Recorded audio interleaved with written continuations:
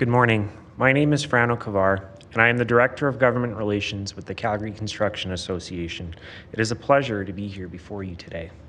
Formed in 1944, the Calgary Construction Association is a professional association of over 850 member companies throughout the Calgary region. As of this summer, we represent the 97,000 Calgarians employed in construction and their families. We, as an association, are keenly interested in this topic, and 4 years ago, I myself submitted my master's capstone at the University of Calgary School of Public Policy on the topic of the Municipal Development Plan, Land Use Amendments, and Public Engagement. I'm here today to offer our commentary on the recommendations of the Housing Affordability Taskforce. We stand in support of these creative solutions to assist with housing affordability. This is important work that needs to be done. We know that housing affordability is increasingly becoming a major issue for many Calgarians. I am 28 years old, and the prospect of owning a home is increasingly difficult for members of my generation. Affordability in this city is rapidly evaporating, and with it, the very Calgary advantage so many of you are willing to proclaim. We need creative solutions immediately, and I note that just this last year, we saw 40,600 people join us, up from the 20 to 25,000 we've been accustomed to in the years in the past. Underpinning all of this, and as you are aware, the Municipal Development Plan endeavors to accommodate 50% of Calgary's future population growth over the next 70 years within the city's developed areas, and of course, the other half in new greenfield development. Therefore, it is inevitable that new growth will have to occur in existing communities. And it is inevitable that the city will grow out as well.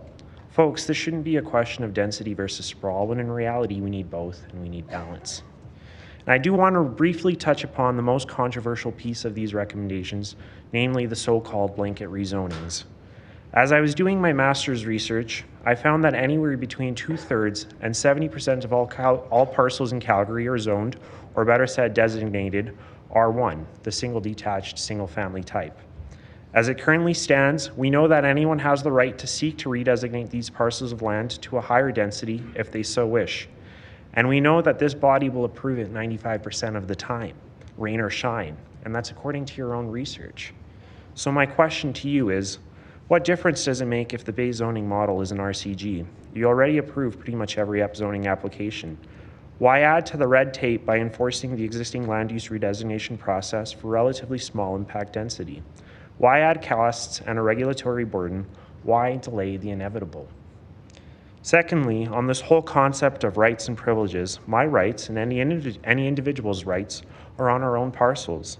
Expanding the rights of people to build duplexes, triplexes, or row housing on their own lands doesn't cost us democracy. I don't have a right on your land, and that's not how property in our common law system works. But we do recognize legitimate and fair community concerns, which we believe aren't being taken away through this process. In fact, we believe that they're being bolstered through the development permit process. We trust the professionals of the Planning and Development Department to work with the community, do their due diligence, and adequately and contextually apply the principles of planning. I remind us all here today that the C in RCG stands for contextual. Any new developments in existing communities must fit within the context of these communities. So I call on us to collectively breathe a little bit.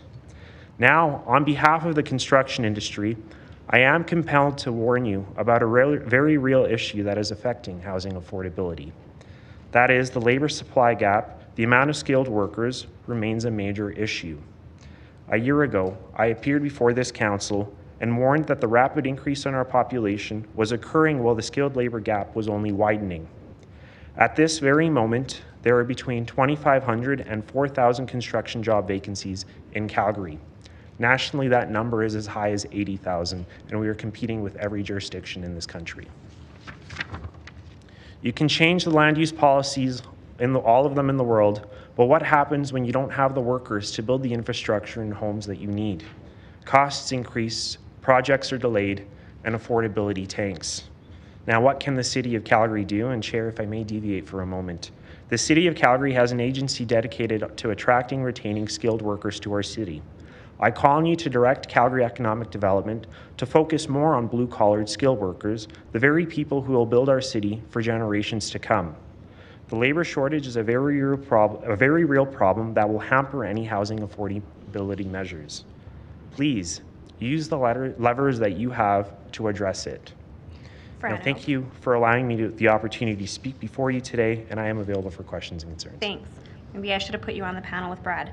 That could have been fun. Okay, Councillor Walcott.